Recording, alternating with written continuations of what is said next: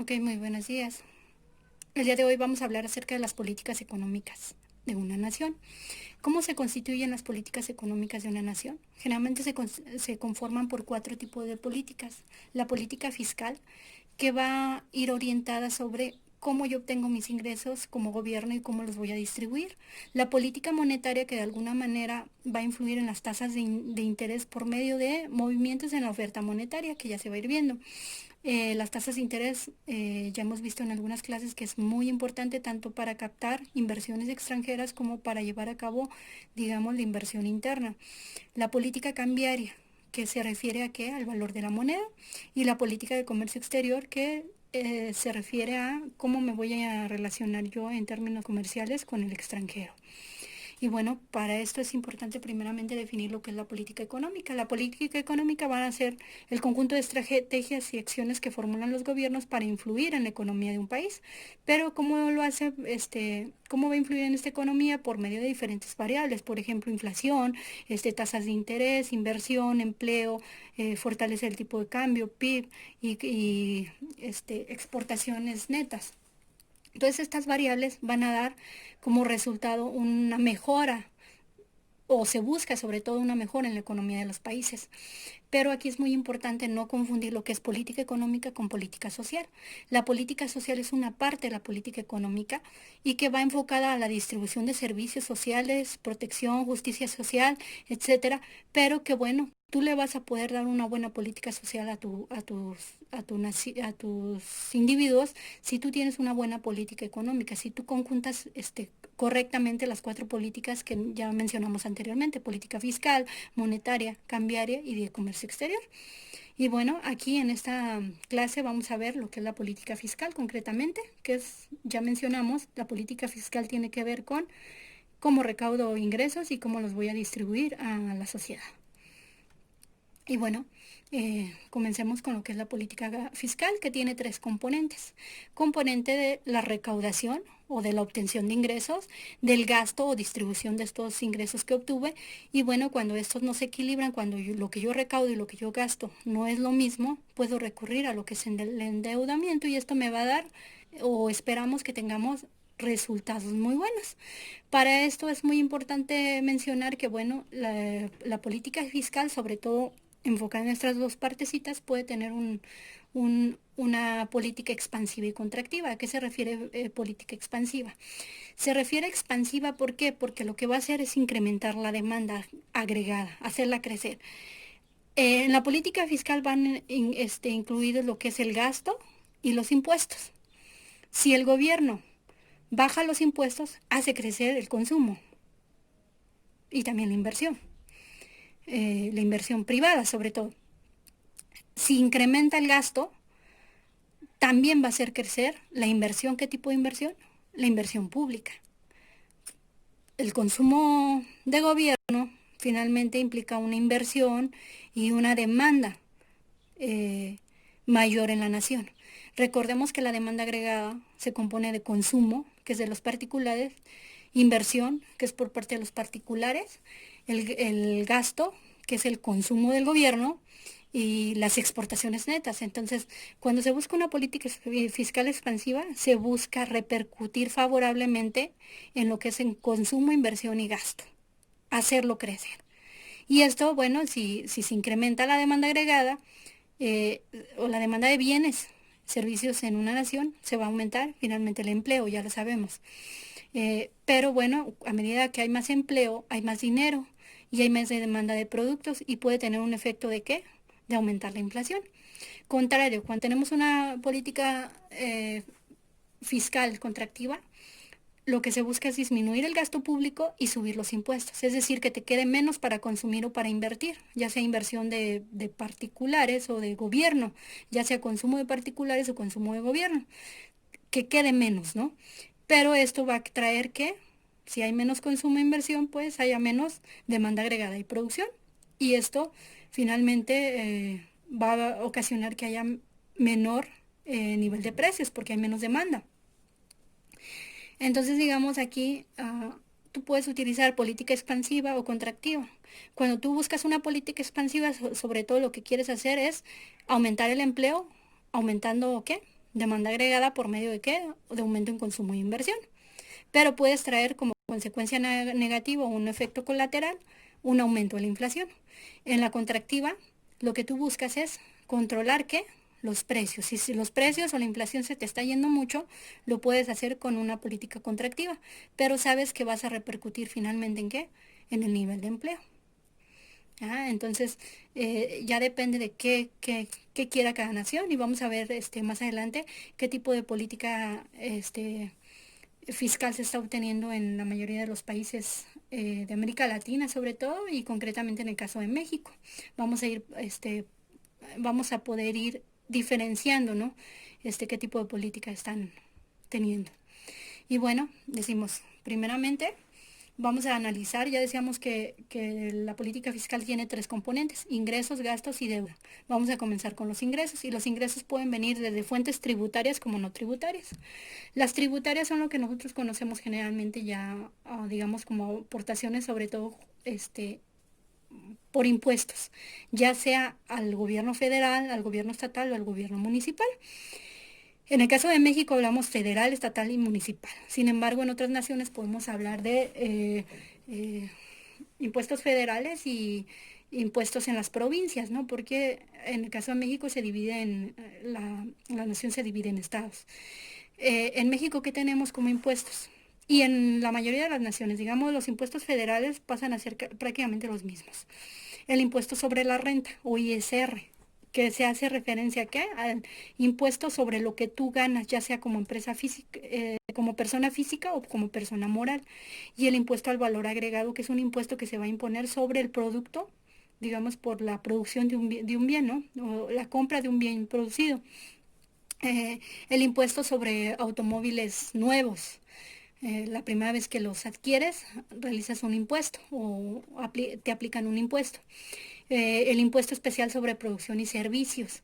Este es muy importante y la mayoría de las naciones, sobre todo las desarrolladas, lo establecen o lo imponen con la finalidad de que los consumidores dejen de producir ¿qué? Bienes que pueden ser dañinos para el medio ambiente o para la salud, por ejemplo, el cigarro, el refresco, comida chatarra, gasolina, ¿sí? Y bueno, que vamos a ver que en el caso de México no es tan aplicable, ya lo vamos a ver más adelante. Y los impuestos estatales ya van a depender de un estado a otro, pero de manera general pueden ser los impuestos sobre tenencia o uso de vehículos que no son nuevos, porque los nuevos van a entrar acá. Impuestos sobre loterías, etcétera, o algunos impuestos municipales como son los prediales. Pero digamos, aparte de todos estos impuestos, hay otro tipo u otra fuente de ingreso que a veces desconocemos, los no tributarios. Por ejemplo, las aportaciones a la seguridad social, que bueno, ya va a depender de cada nación. En el caso de México tenemos el IMSS o el ISSSTE. Es una aportación que hacen las personas que están dadas de alta en estas instituciones, digamos, por un beneficio que van a tener en cuanto a acceso a seguridad social. Entonces, cada vez que una persona que está inscrita en el IMSS o en el ISSSTE aporta, digamos, es parte del ingreso de la federación. Pero también hay otros impuestos, por ejemplo, la contribución de mejoras, que a diferencia de estos que lo puedes hacer de manera anual o cada vez que compras un producto como en el IVA, aquí lo haces por única vez. Y esto se utiliza para, digamos, es una aportación que se realiza con la finalidad de apoyar en cuanto a la construcción, por ejemplo, de banquetas, carreteras, etcétera. Y bueno, algunos otros ingresos de algunas entidades que puedan poseer los gobiernos, ya sean eh, de propiedad estatal o paraestatal, como es en el caso de México, Pemex o CFE, en el caso de Pemex por la perforación para producir hidrocarburos o CFE por la propia venta de electricidad. Entonces, todo esto nos va a dar una fuente de ingresos. ¿Y qué objetivos de política tributaria van a tener? En primera, hay objetivos fiscales o extrafiscales. ¿A qué se refieren los fiscales? Los que ya mencionábamos. Digamos, si queremos obtener más aportaciones, lo que se busca es aumentar la recaudación, ya sea incrementando la tasa, por ejemplo, el ISR que pase del 35% al 37%, o del 20 al 25%, o el IVA del 16 al 18%. Pero además, también se busca redistribuir de una mejor manera. ¿Por qué? Se supone, por ejemplo, la mayoría de las naciones eh, otorgan diferentes impuestos a lo que tú ganas. Entre más ganes, aportas más a la federación.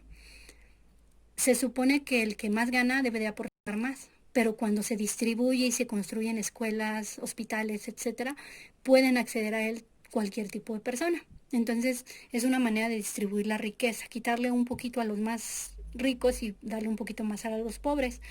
También se puede hacer, digamos, ampliar la base contributiva, ya sea que se graben nuevas fuentes, digamos, voy a sacar un nuevo impuesto, yo quiero aplicar esto, ¿no? O eliminar las exenciones o evasiones. Por ejemplo, en el caso de América Latina, muchas empresas, por ejemplo, evaden impuestos. ¿Por qué? O se les aplican exenciones porque, digamos, de alguna manera contribuyen a generar empleos y es una manera en la cual el gobierno les regresa un poquito y les apoya con una parte de los impuestos, pero la mayoría de las economías de América Latina están tratando de incrementar y eliminar toda esta parte, ¿no? Para aumentar la carga, la recaudación de ingresos.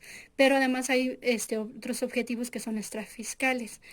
¿A qué se refiere eso? A que haya mejor eficiencia, que todas las personas participen, que cada vez más personas se incorporen a por ejemplo, a la declaración del impuesto sobre la renta, que estén dados de alta en Hacienda, etcétera.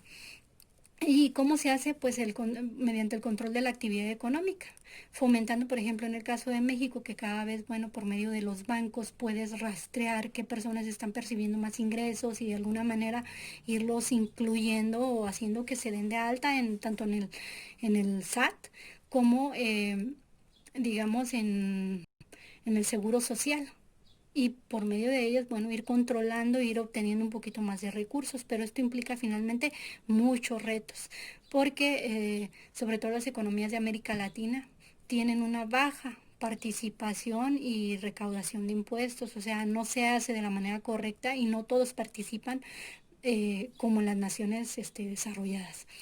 Entonces, bueno, aquí podemos, por ejemplo, ver la diferencia. Aquí están los países de América Latina y los países de la OCDE para 1990 y para el año 2016.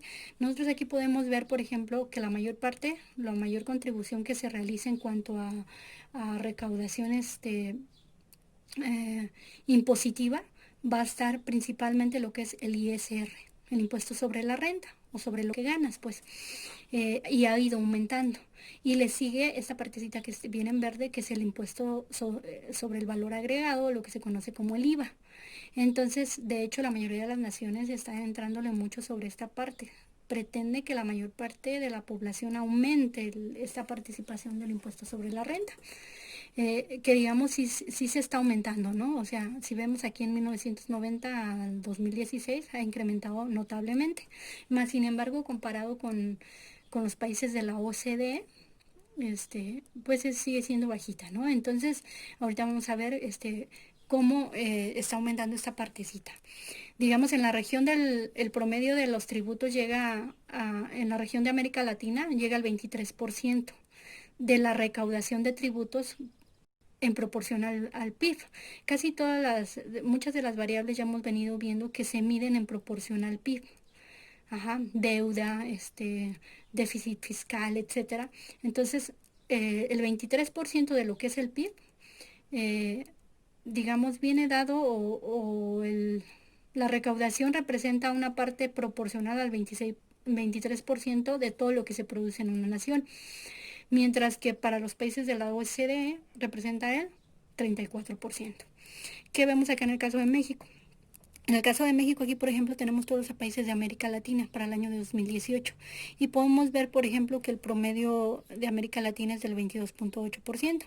México se encuentra un poquito más abajo de la participación que tienen estas naciones como por proporción del PIB. Entonces, si observamos, hay algunas naciones, por ejemplo Argentina, que tiene 30.3, de hecho Cuba, no se incluye aquí, pero está mucho más arriba, está cerca del 50%. No se incluye, ¿por qué? Porque se considera, digamos, una nación un poco diferente por las características que tienen en cuanto a la distribución de ingresos y recaudación de ingresos. Entonces, para todas estas naciones, si observamos Brasil, Uruguay, Argentina, todos estos tienen una alta tasa impositiva, que muy probablemente va a cambiar este año que se está dando el problema de la pandemia. ¿Por qué? Porque la mayoría de los países van a optar por una política fiscal expansiva. Y la política fiscal expansiva ya habíamos dicho que era aumentar gasto y disminuir impuestos. Entonces probablemente aquí van a venir algunos cambios, pero observamos pues que México sí está un poquito abajo y es lo que precisamente el gobierno actual está tratando, y ya bueno, desde el anterior, está tratando de incrementar la base de recaudación tributaria. En el caso de México ya decíamos que hay tanto recaudación tributaria, que es todos los impuestos, y no tributaria, por ejemplo, las aportaciones al IMSS, contribución de mejora, ya los habíamos mencionado. Lo que tiene que ver con impuestos representa el 63% aproximadamente a los ingresos. ¿Qué se tiene para el 2020? Se observa que hubo un incremento, o hasta lo que va del año, ha ido un incremento del 13.4% en términos reales. El ISR, o la captación del impuesto sobre la renta, ha incrementado el 16.3%. Recordemos que todavía falta, digamos, estamos en abril, todavía falta un poquito más de tiempo para obtener una cifra un poquito más alta, mientras que el IVA está creciendo 12.6% y finalmente el IEPS 5.9%. Ahorita vamos a ver sobre todo esta partecita cómo está cambiando y por qué está aportando más cantidad al gobierno. Entonces, digamos aquí como datos históricos, los ingresos tributarios, o sea, de impuestos, cada vez son más altos, ¿no? Ya dijimos que le interesa al gobierno que se apoye más por esta parte. La parte petrolera, que era, digamos, daba una aportación muy alta en años anteriores, estamos viendo que está decreciendo. ¿Por qué? Pues precisamente porque ya la producción de Pemex, ya hemos analizado en otras clases, ha venido en decremento, ¿no? Y que de hecho es lo que el gobierno actual quiere impulsar nuevamente a volver, digamos, a lograr una mayor producción y una mayor aportación al gobierno y otro tipo de impuestos, ¿no? Entonces, bueno, vamos a ver eh, qué tipos de cambios se están observando de manera general en la política tributaria. Ya habíamos dicho que los IEPS, o impuestos especiales sobre producción de bienes y servicios, eran aquellos impuestos que se establecen a bienes o servicios que se consideran dañinos, ya sea para la sociedad o para el medio ambiente. Y por ejemplo aquí viene una actualización muy importante en cuanto a refrescos y tabaco. Se aumentó mucho el impuesto. En cuanto al impuesto de cada cigarrillo, por cada cigarrillo se está estableciendo un impuesto de 0.49 pesos, casi 50 centavos, lo que implica un aumento del 41% respecto a lo que se tenía en el 2019. Si nosotros observamos, por ejemplo, aquí las cifras, observamos todo lo que se ha captado hasta el momento en relaciones al IEPS, pero en torno a lo que es cigarro, porque el IEPS va a abarcar muchos bienes, ya mencionamos todos lo que ocasionen, digamos, algún daño a la sociedad o al medio ambiente. Si observamos aquí más o menos cómo están cambiando, observamos aquí el incremento bastante fuerte que se está teniendo. Además, por ejemplo, en el caso de las bebidas saborizadas como refrescos o comida chatarra, también, bueno, no se logró este incremento, pero aquí fueron de 19.500 eh, millones de pesos.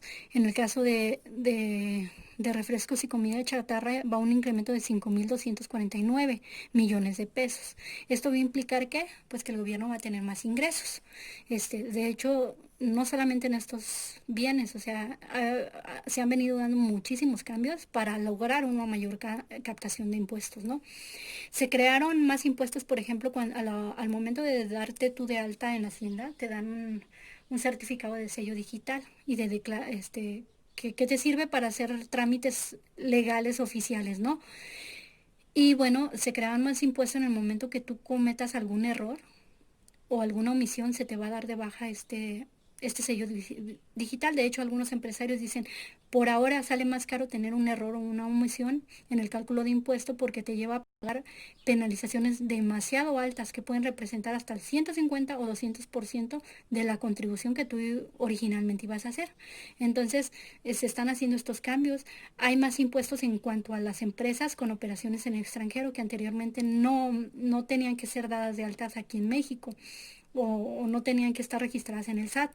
Ahora ya tienen que tener un registro de la inscripción al RFC, pues, ante el SAT. Y que bueno, de alguna manera tienen que, digamos, registrar muchos de sus movimientos en cuanto a producción y aportaciones también que van a hacer al gobierno. Digamos, ahí va a ser una parte un poquito más dura y es la razón por la cual muchos empresarios pues están poniendo un poquito más rejegos, ¿no? Con esta parte. ¿Qué otros cambios vienen? Por ejemplo, una parte muy importante, las plataformas digitales no aportaban ni IVA ni impuesto sobre la renta. Y esto ya va a ir desde el 0.5 hasta el 4% en cuanto a impuestos sobre la renta y en cuanto al IVA puede llegar hasta el 10%.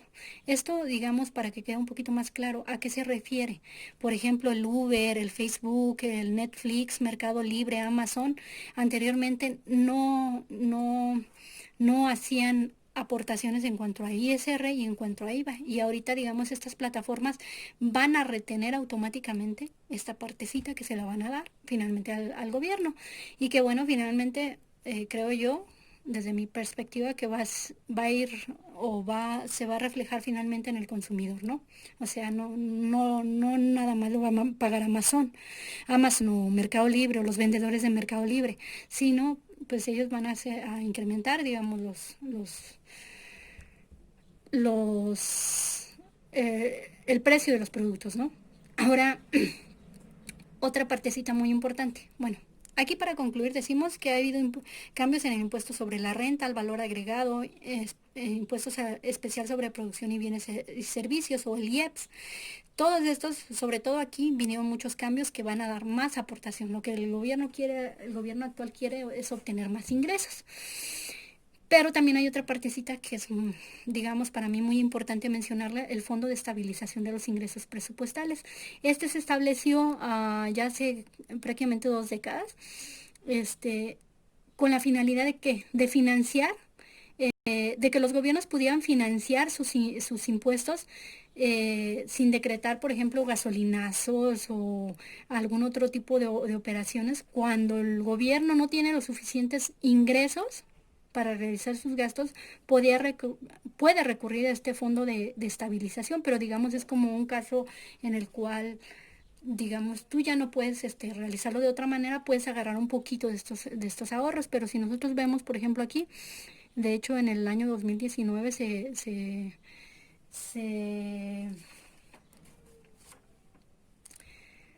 se utilizaron aproximadamente el 40% y ya se anunció el nuevo gobierno que se va a utilizar más. De hecho, se pronostica que para el 2020 prácticamente se acaben casi todos o se reduzcan un 81% este fondo, ¿no? Qué bueno, ahí hay que ver qué pasar porque se supone que por medio de la reglamentación oficial no puedes disponer más de un 50% de lo que tú tienes. Pero sin embargo aquí esto, bueno, ya se utilizó y sobre todo ¿para qué? Para inyectarle a Pemex, que ya hemos visto. Eso fue el año pasado y ahorita, bueno, con la contingencia que estamos viviendo, está diciendo el gobierno, bueno, vamos a utilizar otro poquito más. Entonces, digamos, es otra manera en la cual el gobierno está recurriendo para obtener más ingresos y que, bueno, puede tener sus riesgos, ¿no? Quedarse uno sin esas reservitas que se han ido obteniendo, ¿no? O se han ido acumulando en años anteriores. Ahora, bueno, ya vimos la parte parte tributaria o de recaudación de ingresos. Ahora vamos a analizar lo que son los gastos. O sea, cómo va a gastar el gobierno, ¿no? Y bueno, decimos que ¿para qué sirve el gasto? Pues el gasto, el gobierno se supone que lo debe hacer en toda esta parte, ¿no? Desde salud, cultura, recreación, educación, protección social, que si nosotros analizamos más a profundidad vamos a ver que, por ejemplo, hay algunas naciones que asignan muchos recursos, por ejemplo, a cultura, a religión, y otros más a salud, etcétera. En el caso de México vamos a ver más adelante cómo estas partecitas que son importantes se están dejando de lado, se está enfocando un poquito más a protección social y otra parte que es Pemex, que lo vamos a ver más adelante. Pero bueno, tenemos que gastar en todo, ¿no? Y bueno, aquí vemos, por ejemplo, en el caso del presupuesto del 2020, el presupuesto equivale al 23.2% del PIB. O sea, lo que yo quiero gastar, va a equivaler más o menos al 23.2%. Esto representa un aumento de 0.8 puntos del PIB con respecto a lo estimado en el 2019, o sea, incrementó un poquito más. Sin embargo, el gasto programable, es decir, el que va destinado a proveer bienes y servicios a la población de manera general, se mantiene igual. ¿Por qué? Porque ya estamos diciendo que le está metiendo mucho a esto. Pemex, CFE, educación, pero educación en cuanto a becas y a pensiones. Toda la parte que viene siendo con el gasto de gobierno, el consumo de gobierno o el gasto, se redujo, que es una parte importante del PIB o de la demanda agregada. Entonces está decreciendo, ¿no? O sea, estas partecitas están aumentando, pero de manera general muchas otras están decreciendo. Entonces, ¿qué podemos hablar de manera general? Hay muchos cambios muy importantes, pero sobre todo aquí yo quiero hacer énfasis en estas partecitas que ya les había mencionado. La inversión pública, aquí se le está inyectando mucho a Pemex. Inversión pública puede ir desde todo tipo de infraestructura, pero digamos aquí, estas representan el 15.26% del total del gasto que va a tener el gobierno. O sea, el 15% se va a ir para inversión pública y de casi todo, el 74% va a lo que es Pemex y CFE. O sea, estos casi se están llevando todo esto. Vamos a dejar a la otra parte un poquito de lado, que también son importantes. No podemos decir que solo la infraestructura en el país tiene que estar centrada aquí. El 57%, el 74% va a estas dos, pero concretamente el 57% va a Pemex. Ajá, entonces Pemex tuvo un aumento del 18% y CFE un aumento del 21%. ¿Qué pasa, por ejemplo, en el sector del agua? 9%. O sea, les tocó muy poquito. Medio ambiente 9.4%. Defensa 3.4%. Infraestructura en educación y cultura 2.2%. Salud, que es algo que lo estamos viendo ahorita y que lo necesitamos, 1.1%. Infraestructura, no gastos, digamos, de pago a médicos, o sea, no, sino a lo que tiene que ver con infraestructura. Si nos fijamos todo esto, pues es una parte muy pequeñita y todo se lo están llevando estos, ¿no? Y bueno, todo lo demás que falte, un 1%, o sea, lo cual es muy poquito. Se reduce en la Secretaría de Comunicaciones y Transportes, se reducen todos los proyectos de infraestructura social de salud, se redujo en un 72%, 72.5%, y lo estamos viendo que se está ocupando ahorita bastante, ¿no? El Programa Nacional de Reconstrucción también, o sea, si aquí llega a haber un problema mayor, ¿con qué partecita se va a apoyar para la reconstrucción en México? Un huracán, un desastre, etcétera. ¿Qué hay? No hay. Hay una reducción del 59.8% de lo que ya se tenía. Entonces decimos, esta crece, pero casi lo que crece es para esta zona, ¿no? En cuestión de educación y salud, la salud se lleva el 14.58%. Esto es en cuanto a pago de medicina, de personal médico, etcétera. 14. Mucho menos, pues, de lo que se está llevando acá Pemex y CFE, ¿no? El 5.3% del PIB, del gasto en educación. Y una cosa es proporción al PIB y otra cosa es el gasto total de lo que de los gastos totales que va a realizar el gobierno. Del 100% de los gastos que va a tener, el 15.26% de inversión pública, 14.58% de educación y 29% en educación. Pero aquí no nos emocionamos tanto porque el 29% no es para educación de manera general, sino viene sobre todo para becas. Vamos a ver, por ejemplo, aquí en el caso aquí desglosamos salud y educación. En cuanto a salud, el gasto de prevención en el ISSSTE será de aproximadamente 390 pesos por afiliado. O sea, si te enfermas, más o menos es a lo que tú puedes acceder en promedio. En la Secretaría de Salud, 113 pesos y en el IMSS de 98 pesos. ¿Para qué alcanza? Sobre todo ahorita que viene la contingencia sanitaria, pues ahí podemos ver, ¿no? El problema que viene, ¿no? En cuanto a educación, vienen recortes para 7 de las 12 subfunciones que tiene el gasto educativo. ¿En cuáles son algunas de esas 7 que se están reduciendo? Desarrollo tecnológico. Cayó un 55%. Y se ocupa el desarrollo tecnológico, ¿no? Creo que lo estamos viendo. De hecho, se está promoviendo pues a que la sociedad, las escuelas, instituciones ayuden o aporten con lo que puedan para apoyar ahorita el sector salud, ¿no? Cultura se reduce un 10.8%, educación básica se reduce un 1.4%. y se aumentan todos los recursos para educación media superior y superior, prepas y universidades, pero no hay que emocionarnos tanto porque no viene para laboratorios, no viene para otro tipo de cuestiones, sino viene para las becas, ¿no? Becas. Entonces, digamos, aquí vienen otros datos importantes. El gasto en el pago de la deuda pública. Sabemos que México debe dinero y lo vamos a ver en la siguiente sección. Entonces, la deuda pública equivale al 45.1% del PIB. Casi la mitad de lo que es del PIB se debe, ¿no? Y ha crecido a una tasa promedio del 6%. Pero, ¿qué es lo que estiman además los investigadores? Ahorita dicen que la deuda va a crecer a más allá arriba del 55%. ¿Por qué? Pues por los problemas que se están viniendo, ¿no? Y muchos creen que no va a haber otra solución que endeudarse. Entonces aquí ya vamos a hablar más adelante que digamos la deuda del gobierno no solamente es deuda con el exterior. Muchos decimos el Fondo Monetario Internacional y el Banco Mundial. No, no toda la deuda va destinada hacia allá. Hay deuda que también se establece de manera interna y ahorita lo vamos a ver. Entonces, digamos, el gobierno, de hecho, para este año proyecta endeudarse más, o lo proyectó desde el 2019, aunque lo diga que no. Mencionamos, hay deuda interna y externa. La externa no la quiere hacer, pero la interna sí, y ahorita la vamos a analizar. En cuanto a pensiones, las pensiones se llevan el 23% del presupuesto del 2020. Crecerá 3.5% respecto al 2019 y sobre todo se ve el alza en pensiones y jubilaciones. Las pensiones para el bienestar o el programa de bienestar para las personas adultas mayores se eleva un 4.8% o se eleva y alcanza el porcentaje del 4.8% del PIB. Entonces, si se observa, más o menos el gobierno proyecta obtener del IVA 3.8% y piensa gastar en las pensiones 4.8%. O sea, más de lo que está recaudando de los impuestos te lo vas a llevar en pensiones. Entonces aquí, sobre todo, es un problema más grande porque cada vez la población de México envejece más, ¿no? Entonces hay personas mayores y ya hemos mencionado en otras clases que más de la mitad de la población en México no tiene un empleo formal.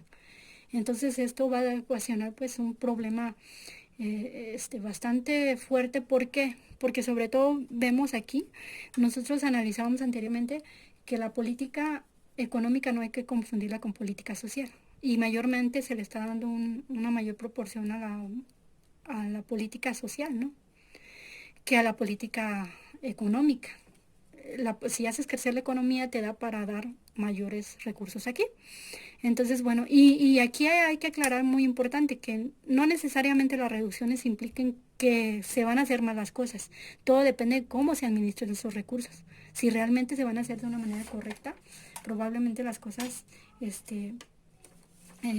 pues van a mejorar, ¿no? Y entonces, digamos aquí, la propuesta como gasto a manera personal es que no solamente se enfoque en una parte. El sector salud ahorita está necesitando bastante o es un sector prioritario y dañado, ¿no? En el corto y mediano plazo. El sector empresarial, para evitar fugas y desaparición de muchas empresas, que se reactiven algunas porque se está perdiendo bastante y que se generen empleos, porque finalmente el sector empresarial es el que te da empleo, ¿no? Que te da comida. Pero no hay que olvidar el sector vulnerable, que no solamente personas en edad avanzada, sino todo el sector informal, todo aquel que vende, digamos, en la esquina hamburguesas, tacos, tortillas, todo ese tipo de cuestiones que no están dados de alta de manera formal. Entonces hay que combinar todo, a mi manera de ver. Y bueno, vamos a pasar con el último componente que es el endeudamiento. Y bueno, decimos primeramente qué es un saldo presupuestario. El saldo presupuestario es la diferencia entre ingresos y egresos. Se tiene un equilibrio presupuestario cuando los ingresos son igual a los gastos. Ya dijimos de dónde puede obtener ingresos el gobierno y cómo los puede gastar. Esto es lo ideal. Hay superávit cuando los ingresos son más fuertes que los gastos. Y hay un déficit cuando los gastos son mayores a los ingresos. En enero del 2020 el balance público representó un superávit, pero digamos, ya estamos viendo, por ejemplo, qué es lo que está pasando para tener un superávit y mucho tiene que ver con la parte de deuda. Ahorita vamos a analizar la parte de deuda y sobre todo, por ejemplo, la parte esta de, de los recursos para las contingencias, ¿no? Que ya mencionamos que se están gastando. Entonces, la política de deuda. Ya dijimos que cuando hay un déficit presupuestario, o sea, cuando los gastos superan a los ingresos, este se puede financiar con algo que haya quedado en periodos anteriores, que generalmente no sucede, o endeudándose. Y la deuda se puede clasificar interna, de manera interna o externa. De manera externa, ¿qué es? Lo que nosotros ya conocemos. Banco Mundial, Fondo Monetario Internacional, Banco Interamericano de Desarrollo, y hay más instituciones, pero generalmente esas son las que nosotros escuchamos y que ya analizaremos en una clase posterior cómo funciona cada uno de estos. Pero digamos, son deudas que puede adquirir el gobierno de estas instituciones y que actualmente es de 7 billones 270.9 millones de dólares, ¿sí? Entonces aquí, millones de pesos, perdón. Esto es en cuanto a deuda externa. Pero si nosotros vemos la deuda interna también es importante. ¿Qué es una deuda interna o por qué también nos podemos endeudar? El gobierno puede emitir diferentes títulos. Por ejemplo, hemos escuchado en algunas ocasiones CETES, que es un tesobono, que es un bond, que son los bondes. Son, digamos, especies como de papeles. Son títulos que puede venderle a las personas y te dice, lo puedo recuperar en 6 meses o 9 meses, en 180 días, etcétera, a diferentes plazos. Pero si yo ahorita te los vendo, me vas a dar dinero. Pero implica una deuda porque cuando yo te los pague, tengo que saldar esa deuda. ¿Sí? Entonces, esta deuda va a ser muy, muy importante. Y también otro tipo de deuda. Por ejemplo, los pagos de las pensiones al ISSSTE.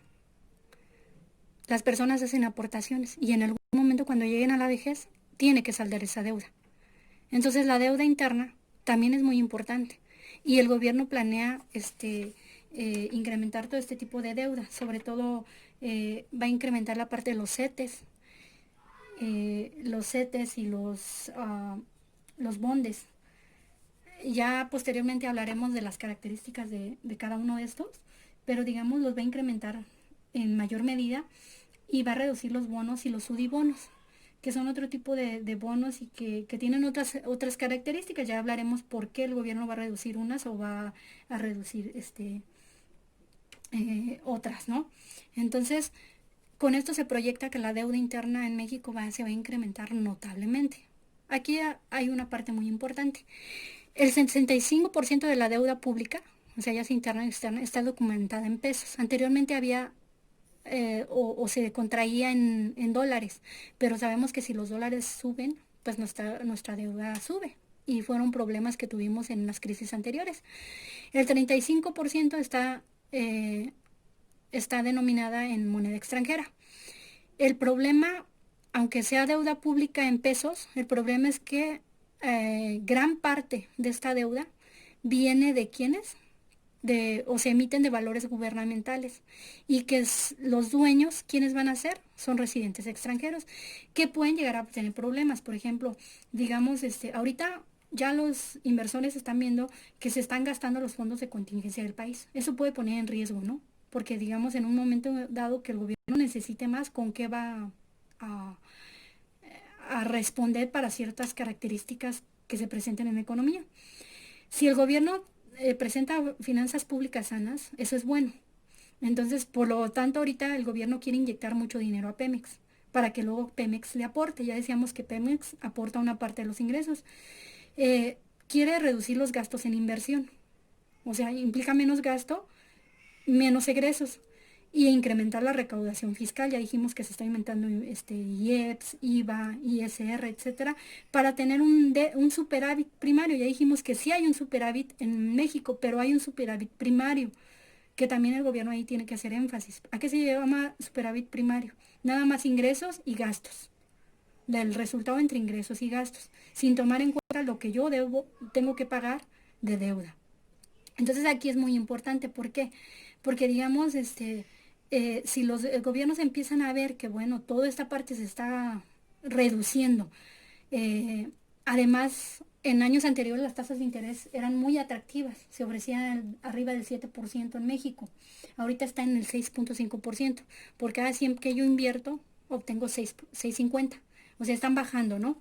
Entonces, si los inversores están viendo que se pueden tener problemas de este tipo, pueden ver que va a haber problemas de balanza de pagos, de reservas internacionales, de problemas de finanzas públicas. Entonces, digamos, las calificadoras, que son unas instituciones que digamos, les dan un valor a la nación o a empresas o a bonos, etcétera, y te dicen, tú tienes una calificación excelente, ¿no?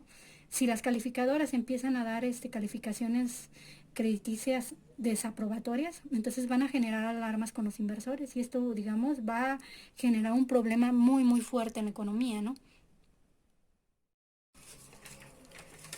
Ok, entonces aquí, bueno, ya mencionamos, los gobiernos pueden tener deuda interna, deuda externa, eh, que bueno, actualmente ya los analistas dicen que se tiene que recurrir. ¿Por qué? Porque digamos, hay muchas áreas de la economía que se están descuidando y que van a ser fundamentales para reactivar la actividad económica, ¿no? El gasto, la inversión ya sea de gobierno o la inversión privada tiene que ser importante, tiene que haber apoyos importantes para qué, para reactivar toda esta parte de la economía, ¿no?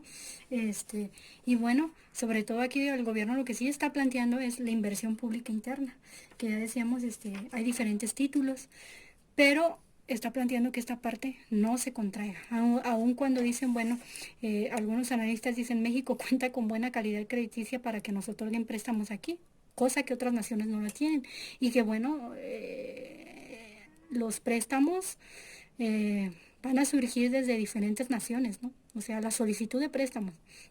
¿Por qué? Porque todas las economías van a quedar mal.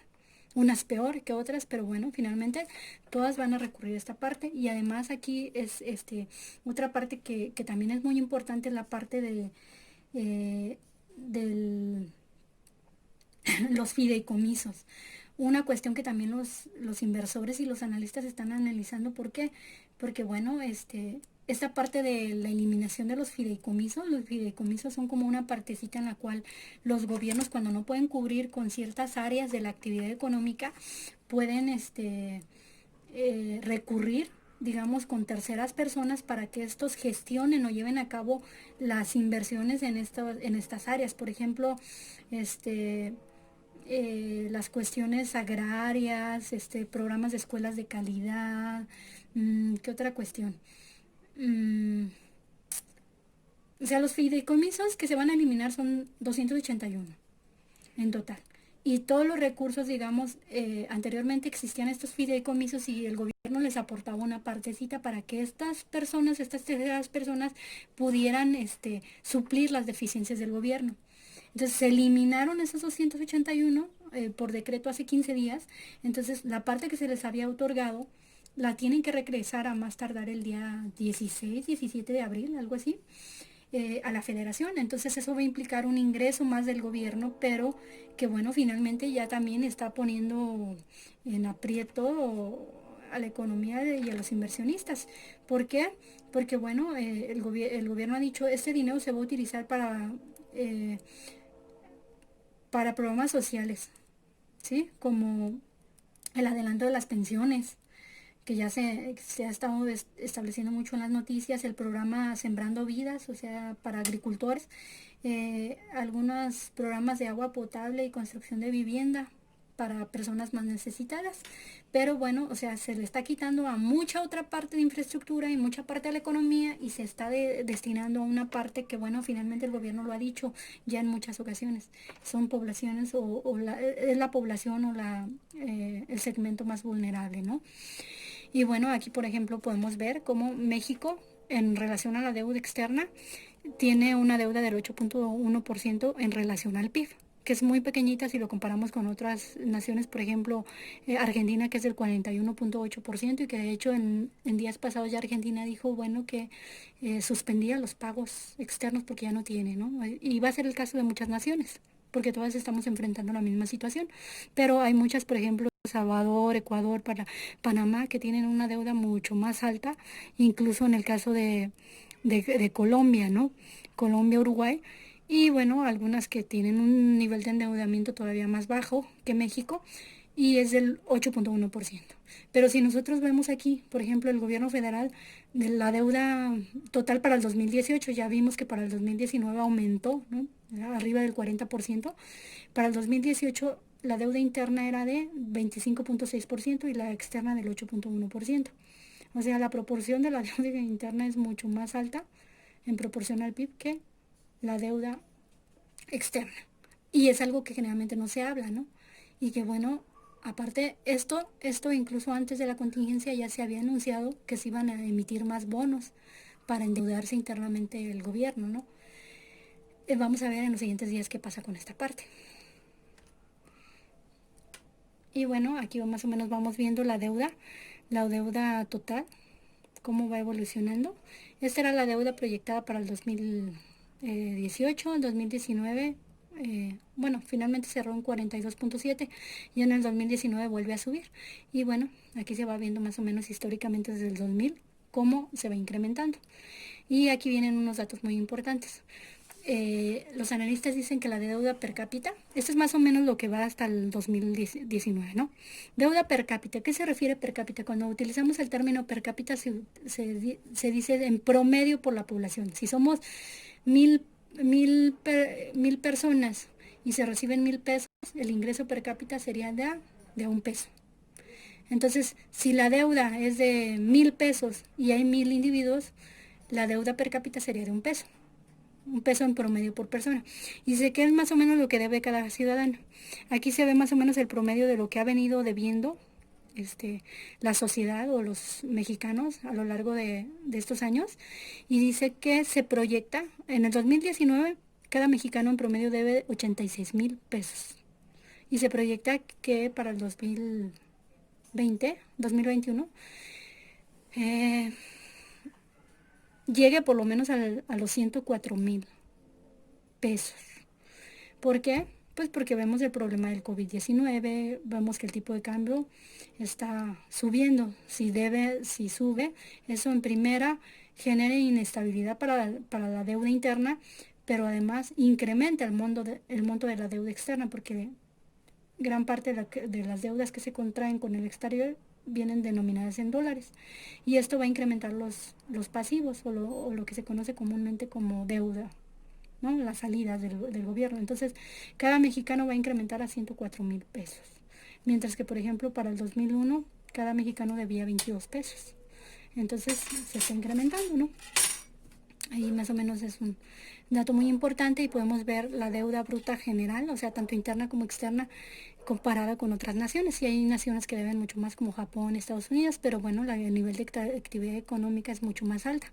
Y también aquí dice como por proporción del PIB. Hay que mencionar aquí que el PIB depende de la economía, ¿no? Si es una economía muy grande, su PIB va a ser más porque se produce más. Entonces México, digamos, aquí está un poquito más abajo de lo que debe Argentina, de lo que debe Brasil. Estamos viendo la situación de Brasil actualmente, que tiene problemas muy elevados de contagios de coronavirus. Entonces, pues esto yo creo que se va a disparar mucho, bastante. Y bueno, con esto yo concluyo con la parte de lo que es la política fiscal. La siguiente clase continuaremos con la política monetaria y la política cambiaria, que sobre todo son las tres principales, las que más se retoman para comprender de qué manera puede actuar el gobierno para llevar a una mejor decisión o incremento de la economía de una nación. Por mi parte, por ahora es todo y nos vemos en la siguiente clase.